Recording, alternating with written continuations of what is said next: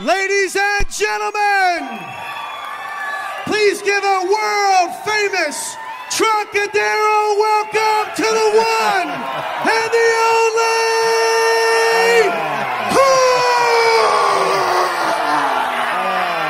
If we all behave ourselves, we get to hear a couple jokes. If we all behave, it's perfect. Perfect. Oh, thank you. Thank you. You obviously saw my last show. Thanks. Well, I have to tell you, thank you very much, everybody, for coming out.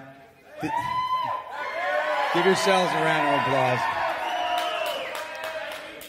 This is a lot nicer than the last one that I had to work, which, oddly enough, was a chronic masturbators convention. Which, if you've never worked one, it's not good. Nobody shakes hands.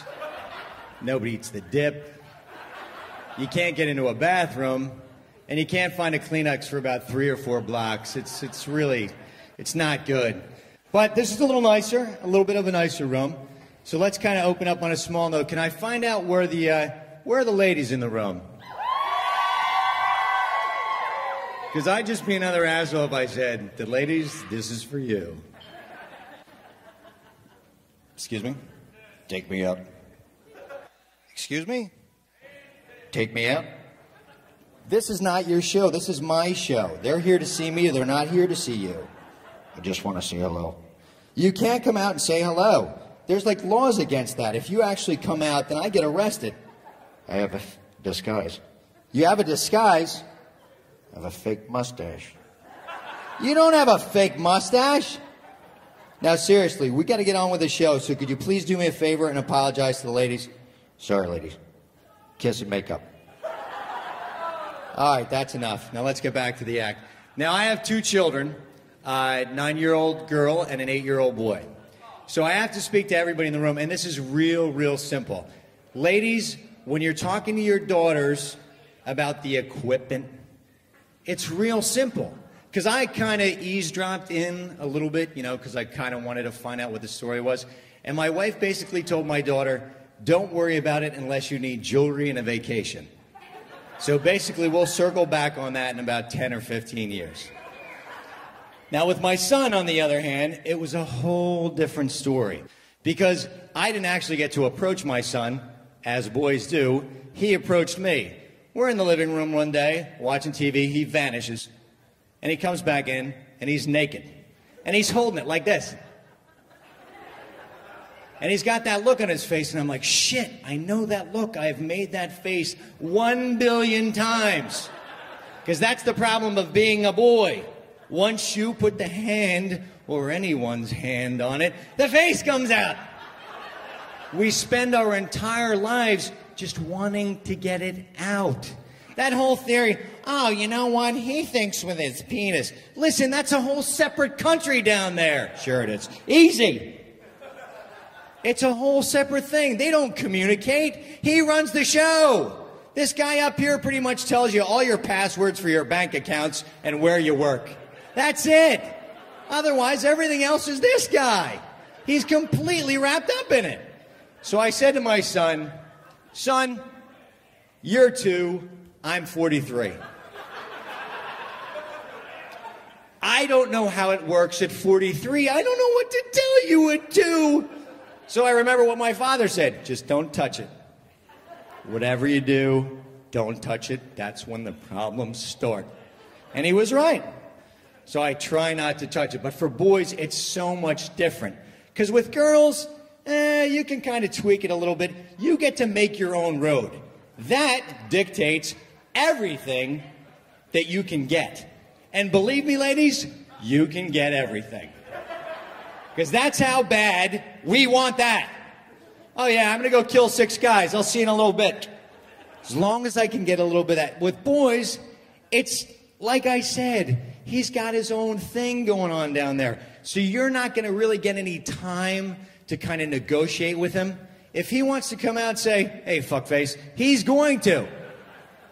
Now, I went to Catholic school. Like I'm sure, do we have a lot of Catholic school folks in the audience?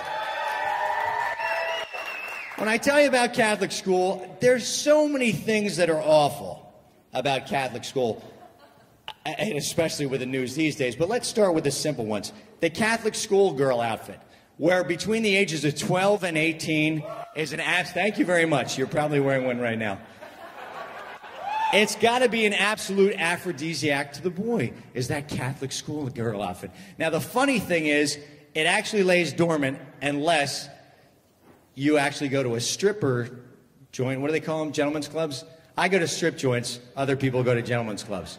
I like the idea of knowing what I'm getting, what I pay for. And then you see the Catholic schoolgirl outfit, and all of a sudden you're 12 years old again. But the problem is the nuns. Now, the nun will come up to you, and she'll look down over the desk, and she'll say, Mr. Corcoran, are you diddling with something there? And I'll say, no, sister, I'm not. And she'll say, do you have candy there, Mr. Corcoran? It's sweet, sister, but it ain't candy. So then you have to explain to this woman that's been wrapped and cloaked in her own sadness for about 40 fucking years that you're rocking some fucking afternoon wood that you couldn't put down with a flamethrower. And the bottom line in that whole scenario is there's not any way that you're going to be able to explain your way out of it. So then, of course, we move over to the sideline angle of all that. And the sideline angle of all that is in my school. Years later, I found out that they caught a whole bunch of priests that had touched people inappropriately. And I know it's a shame. And I know it's a shame. But I kind of wish I knew when I was there that it was happening. And I know what you're saying. Like, Cork, what are you going to do 15, 16 years old? I'll tell you exactly what I'm going to do. I'm not going to flunk math 3 fucking times. That's what I'm not going to do. And I would have kept it real simple. Father Pat, you get me through algebra, front yard. You get me through it all, ride that fucking highway, motherfucker. That's how I would have pulled that off. But it's never, ever, ever, it's never going to be easy for a boy. Like, if any of you have chaperoned any of your kids' dances, like if you have kids that are old enough that you've chaperoned their dances, if you go to a dance in the 6th or 7th grade, you get this. Because that boy does not want to touch the girl he's dancing with that thing because he's sure it's going to go off. And then, in about a year, maybe another 2, he wants to touch everything with it. He's like, come on, anything, anything. You got a piece of liver? Whatever you got. I don't care. And that's how, puberty for boys is so much different. Like, puberty for girls involves a shot. You go to the Rite Aid, you pick up some things, you're in puberty, you're good. You're golden. For a boy, it's like, listen, I'm just going to fuck with you until I die when you're 50. That's how it's going to play out for you and I. And for boys, it's so tough. And then you get a little bit older, and you get a little bit more experienced, and then you find that the real curveballs start getting thrown at you. I can remember like it was yesterday, the first guy that came up to me when I was a young guy, and he goes, Cork, I got this girl. Guess what? She fucks. And I looked at him, and I didn't say anything, but in my head I'm thinking, well, I don't. How's that supposed to help me? I just finally started working things out with one guy in the room. Now you're going to bring a whole other person in the room? That doesn't seem fair. And then you progress a little bit further. Tongue ring is a perfect thing. When you're standing there and a girl goes, Cork, I have a tongue ring. You know what that's for? And I go, set off the alarm in the airport. Because I know what it's for, but I don't want to tell her, because if I tell her, that means she's like, come on, let's go. And it can't be, come on, let's go all the time. It can't. You have to relax. You have to ease your way in. Everybody likes romance. Romance. And like for you guys back in the bar, 6 shots and a roofie, that's not romance. I mean, it's close, but it ain't romance. So you have to consider that being a boy, and then you get a little older, and then you start finding a little bit of equilibrium. And equilibrium is exactly right there in the 2 far corners. And what is that, folks? That is the bar. The bar makes us all equal. Kind of equal. I like this angle. For a woman, when she goes out and drinks all night long, this is her simple story. I was out last night and I drank 2 Cosmos and I broke a heel. You know what a guy's story is? I was out last night, I drank 9 car bombs, 4 stingers, a couple Red Bull and something. I shit myself, I fucked a pumpkin, and I'm pretty sure I killed a neighbor. That's the difference in how women drink and how men drink. And even the names, like you would think that every guy's dick named every guy's drink. Stinger. I mean, that doesn't make any sense. Just give me something sweet that's not too... Drink shots. You'll wake up eventually. And the bar is a great... Because that's kind of where... In old times, you know, before TV and 1,000 channels, you would go to the bar, and that's where you would socialize. You'd kind of, you know, make some things happen. And this is where you get to find out another great story. Now, every guy in the room, except for me, has never lost a fight. Like, if you're having a conversation with a guy at a bar, and he goes like this, he goes, dude, I never lost a fight. Man, I got fucking beat up sometimes, man, but I never lost a fight. Well, guess what, everybody? I lost every fight. Every single one. Here's a good combo to start with. I have a bad eye. Some people say it's a lazy eye. Some people say it's underemployed. Some say it's not motivated. It's a lazy fucking eye. That, alcohol, a guy says, what are you looking at? I go, let's go. That's how it's going to play off. Let's go. And when I'm down on my knees and I accidentally call him Father Pat, I write it off.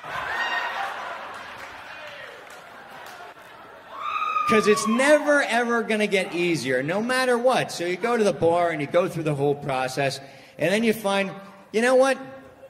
I have to buy myself some prophylactic devices. Condoms, protection. I remember the first time a girl said, Cork, have you been tested? Have I been tested? Yeah, I was tested. I got 600 in the verbal, and I really did shitty in the math. I said, but I don't know what it has to do with both of us being naked right now. So the bottom line is, so you have to go and you have to buy condoms. If you guys don't mind, I'm going to take a little break. We're going to leave at condoms, and we're all going to have a drink.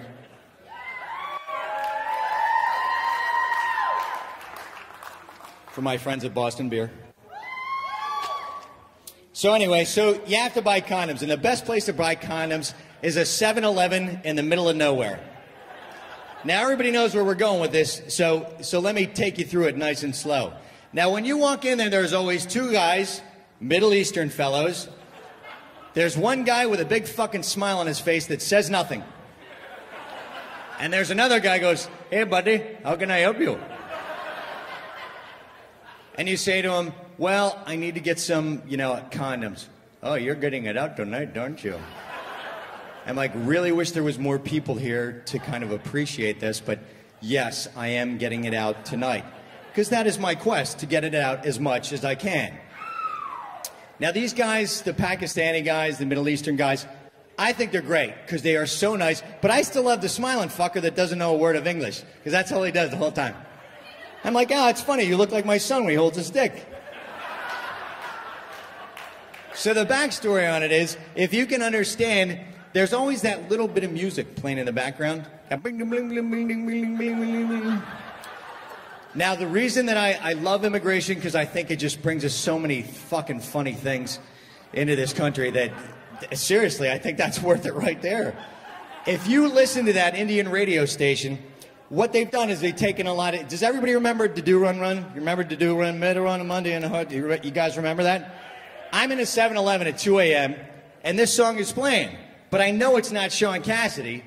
It's actually the Indian guys. Now, the only thing they had done is they had changed the girl's name in the song, I guess, you know, for the Indian radio. And it sounded like something like this. I met her on a Monday, and my heart stood still. To do run, run, run, to do run, run. Somebody told me that her name was King.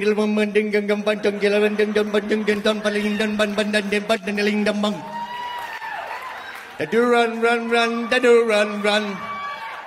True story, actually happened. And it's funny because the Indian guys actually know all their regular customers that are usually like the guys that have been smoked up since the 3rd grade. And they always want to come in there and they want to get like vanilla Dutch. Vanilla Dutch. Give me cherry Dutch. Something Dutch. I'm like, man, these fucking Dutch people are doing a shitload of business. They're selling the shit out of these Dutches. And I'm looking and they're little tiny Dutches. Must be a small country. But these guys are all half smoked up. So the Indian guys kind of have a code for who they are. So they'll be in the back reading the wrestling magazines. Hey, you, Blunty McBluntington, get the fuck out of here.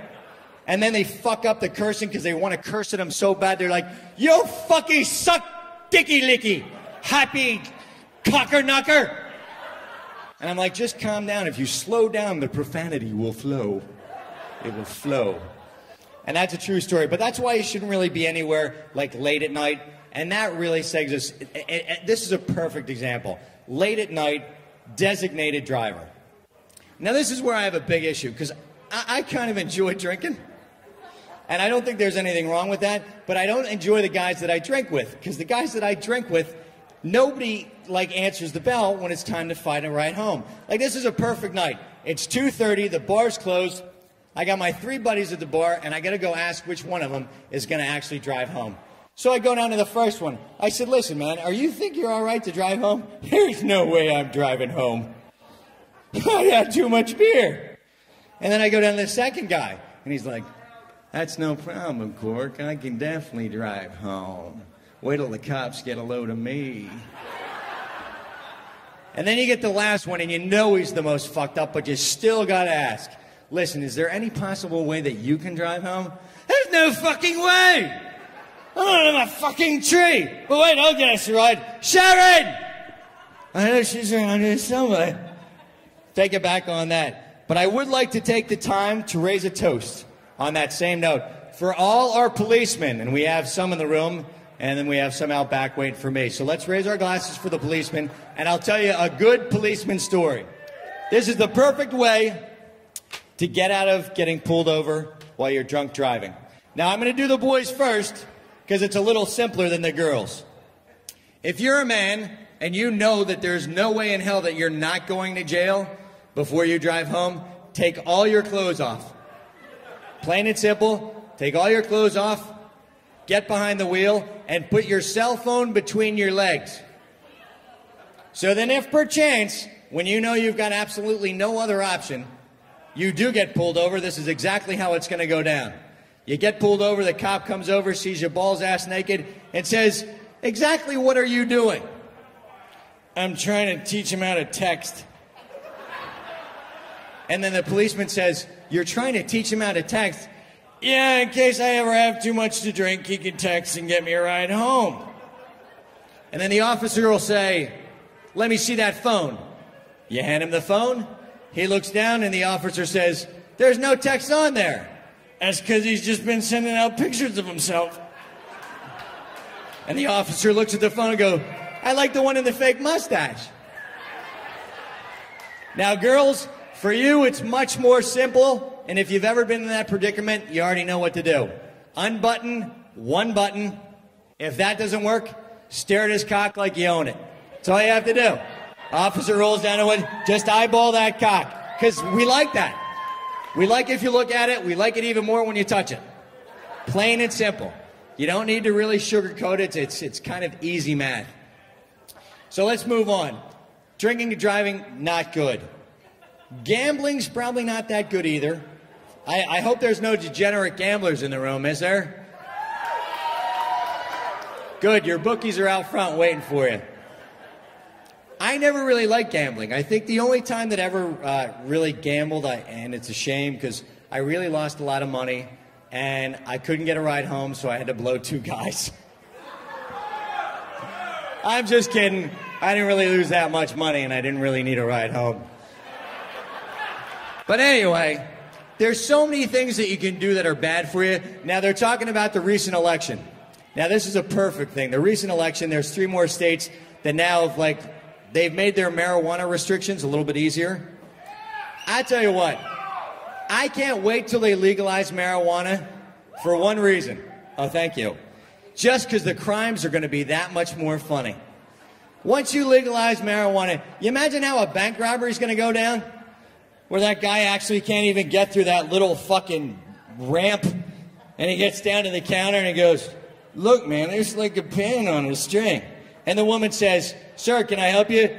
Give me the taco grande. Oh, wait, I'm here to rob you. And then the woman behind the counter says, you're here to rob me. Yeah, I'm here to rob you. And do me a favor, man. Give my buddy Matty that ink pack that blows up, man. That's fucked up, man. Because then he'll have fucking ink all over me. Dude, you're not supposed to say my name. I know. Oh, yeah, give us some of these pens, too, that are on the hook, man. I mean, there's still going to be some people shooting each other, and it's going to be over like the classic stoner argument, like Superman versus Batman, where the guy goes, Superman was Superman, and Batman wasn't even a Batman. So you'd have somebody get shot up in that direction, which is okay, because I do firmly believe that some people should be shot. Not, you know, not here. Well, maybe some of the people in the back, but that's fine. Anyway, so the end result is drugs isn't going to get legalized anytime soon, but it does bring us on to another interesting topic, which is everything that's happened recently with the, what was that thing called? The election? It was a good time. So now we have Obama in for 4 more years, and I'll tell you what, I think it's a great thing. Oh, now hold on. Obama finally, after his first 4 years, got rid of the N-word in the United States of America. He got rid of it.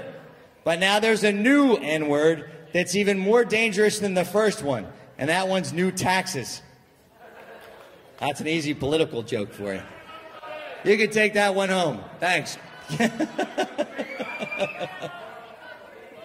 Oh, that's nice. I like the girl in the back that wanted to take off my pants. Ah. Ah, thank you. There we go. There's a little crowd support. I don't want anybody to get the wrong impression.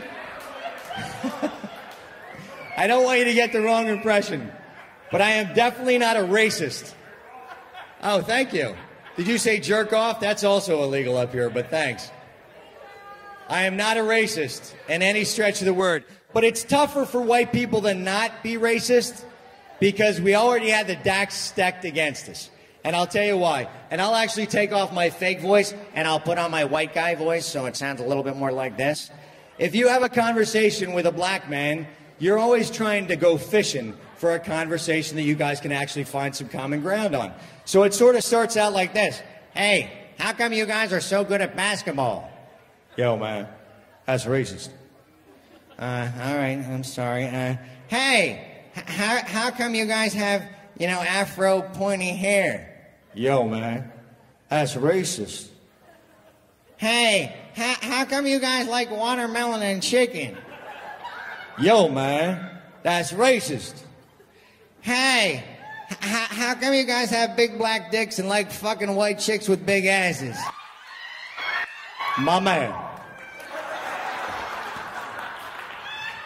That's how you sort of have to fish. You have to go fishing. It's all it's about. It's what communication ends up being about. And it's funny because I've never been, you know, considered like a great communicator, but there's so many different angles. Like, take advantage of where we're at right now. We're in Chinatown, which is what? It's the hand job capital of the world, right here in Chinatown. Seriously. And there's definitely, right, everybody like, washy, rubby, tuggy, right? Everybody says that, like everybody in the place. And it's real simple. But there's definitely a language barrier. I'm not welcome in any of those places for one reason. No. You never come back here. You show up too drunk. Last time you come, my girl, she get carpool tunnel. You take that long. I'm like, it's not my fault. He's got his own agenda. I don't know. I'm drinking a little bit and kind of having some fun. So when we move on from the bar and the condoms and the random sex, you put yourself into a nice little position of, you know what a lot of us are in, which is called marriage. How many people we have that are married? This is important. How many people?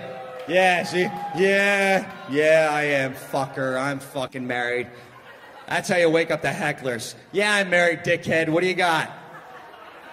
Marriage is funny. Marriage is a very, very delicate thing because, once again, the guys kind of don't make out. Now, if you've been to a wedding recently, here's exactly how it goes. The women remember everything about the wedding that they were just at. And she had the dress with the pearls, and it had the other thing, and it had the flare, and they had the big giant bouquet and the tables, and the giveaway was this, and blah, blah, blah. You know what men remember? How long the fucking open bar was. 5-hour open bar. Like, they might throw you a little bit of a caveat and say, oh yeah, she took my dick out in the coat room too, that was all right. That's it though. Open bar dick story. Open bar dick story. Simple. There's no gaps. Because that's how the mind works. And once you get married, then there's a ton of new responsibilities. With getting married, you're looking at a whole different kind of sex life. Now that's for sure. Once again, like I said, the show's for the ladies. My hat's off to all the moms in the audience, because that's a tough job, because you got to take care of the kids, and they have the blah, blah, blah, blah, blah, blah. And I get it, right? But I get it. But every once in a while, and it's a classic scenario where a guy can go and work his balls off all day long, and he's sitting on the couch when the wife comes to the door and goes, what'd you do all day? And then the same case scenario where the wife could do nothing all day, and the husband comes in the house and goes, listen, am I getting this thing out tonight or not? Just tell me, because I'll do other stuff. I'll go in the garage. I'll learn how to crochet, maybe whittle, whatever. I need to know. And it's funny because you really have to donate so much time to everything that's involved with being married that, it almost gets to the point where people start to stray. And there's a lot of different ways that people can stray. Nowadays, with technology, the main reason that men can stray to one thing, and that's porn. Right? Everybody knows porn. And every guy's like, I don't watch porn. I don't like porn. Listen, girls, to make sense of this to you, we see porn like you see purses and handbags. You know how excited you get when the new Coach bag comes out?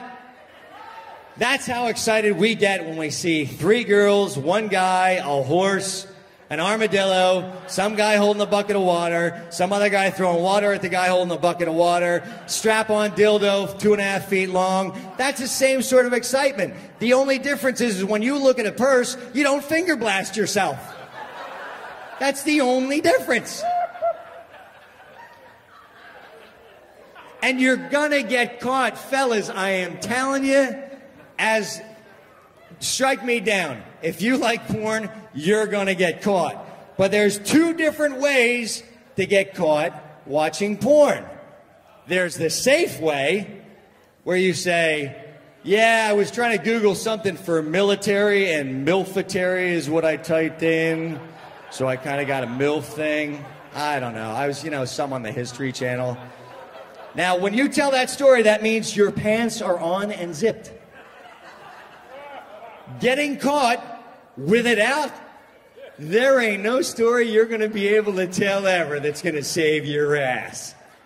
Like, I've heard guys tell the story, go, yeah, so she sees me and it's out. And I'm like, there was something stuck in the tip. And I was trying to get it out. Now, that one doesn't work. You can't say something like, it was really warm, so I just took it out. You don't just take it out because it's warm. You take it out because it wants to be out. If we could all pay attention to that, we could all leave here with a real nice lesson. Isn't that nice? Now, the end result is, and I'll fall on the sword. It happened to me, but it wasn't out. Thank God. I got the story later where those little pop-outs, the pop-ups, they stay on the computer. So my 6-year-old son says, Mommy, what's this? And then my phone rings. And she says, your son found porn on the computer today. And I go, fucking ground that motherfucker. I can't believe he's watching porn already. That's not good. That's bad. Well, that, of course, ladies, gentlemen, didn't work. So, of course, I have to explain myself. So my wife, being as sharp as she is, says, you know what, Cork? If you did a little bit more and brought a little more money into the house, maybe you could have a MILF of your own. And I said, yeah, sister, but you ain't got no fucking mute button, so that ain't going to play out. Nice. So I got a little mute button. That would probably help a lot. So anyway, so porn is one angle. And the other angle is when men stray.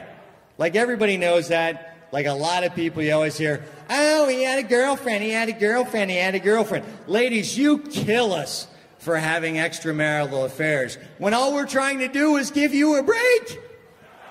We're just trying to give you a little time with your thoughts by going in another direction.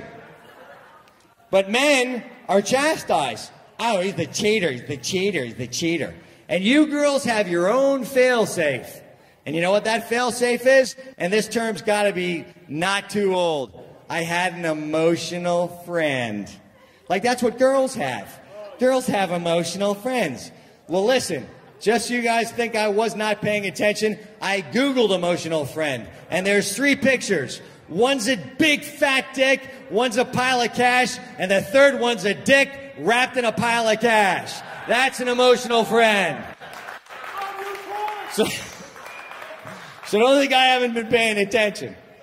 But the bottom line is, you have to work on your relationship because, men, you guys give yourselves away. You know, you guys know why men get caught, right, being unfaithful? Because they come home happy, and the wife knows something's up.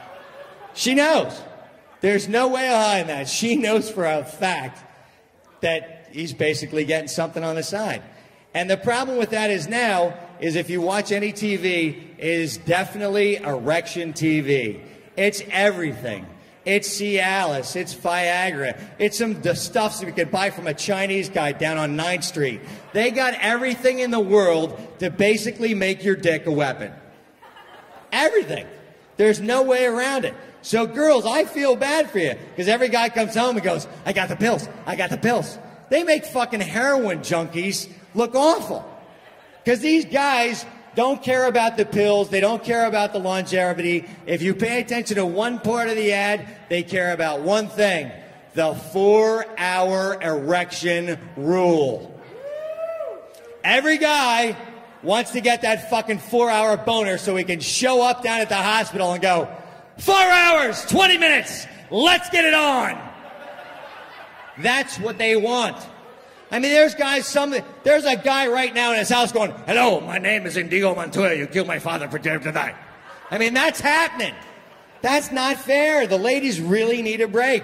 They don't have anything for them, right? Everybody knows that the girls don't have anything for them. That's a stone lie. I have seen vibrators that have the same motor as a leaf blower. So you girls are all pushing the envelope back there. Oh, I would never do that. You're out of your trees, but you hide it. See, that's like I said, girl brain good, boy brain bad. Girl brain smart, boy brain not so smart, hurting self. That's the whole problem. Because girls always have the angles. They always have the angles. And the problem now is everybody's living forever. Nobody smokes, nobody drinks, nobody abuses themselves. We got to thin out the herd. If everybody takes something from tonight, take up a new bad habit. Whatever bad habit it is, take it up. You know, it would definitely help me out. Thank you. Here's a good one I came up with. And I talked about this earlier. I'm not a racist, but here's one thing I am. I am a rudist. If you're a racist, you hate race. If you're a rudist, you hate the rude. And I'll give you 3 perfect examples. First one is that big, giant, fucking fat chick at the Walmart with her 2 kids that she's beating the shit out of and F-bombing while I'm trying to buy toilet paper. Now, when I tell you I fucking loathe her, I fucking loathe her.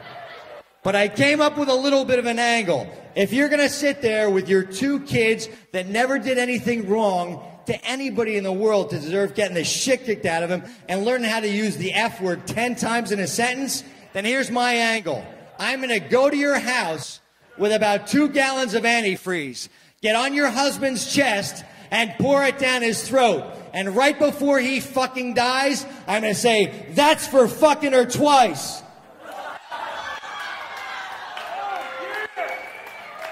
Here's my second angle of the rude that I'm not too happy with.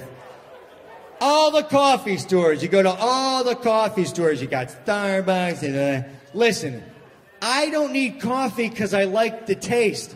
I need coffee because I'm hungover and I'm going to kill you if I don't get it. And I'm always behind this guy. I don't know. I think I had that, and I had that 2 weeks ago, and I don't like that. And maybe without the cream, because, you know, the cream upsets my... Well, here's my angle, fuckface. I'm getting a pot of coffee, busting it over your head. Now you got third-degree burns, and you didn't want that either. Move the line, move the line, move the line. That's the beauty of a rudist, and we can all do it.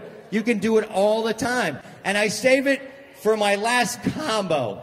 For anybody in the restaurant industry, anybody that's waited a table, that's tended bar, that's ever actually gotten behind this. This is a two-parter. My first one is when someone comes in for a table and they're on their cell phone. Oh, look at me, I'm on my cell phone.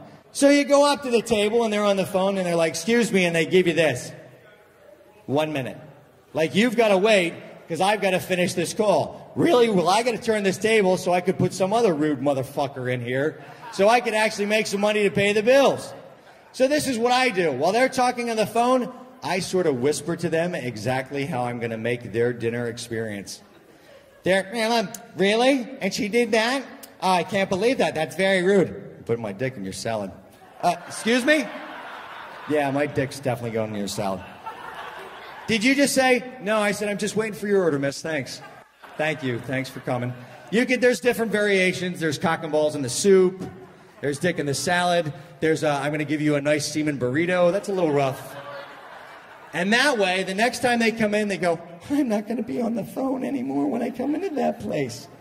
Now, the combination with that is the most important part of any working industry. Tipping. Who tips? Who tipped the bar tonight?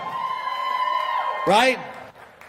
If you're going to go anywhere outside of your home besides a chain restaurant, Burger King, Dunkin' Donuts, blah, blah, blah, and you're not going to tip, then stay the fuck home.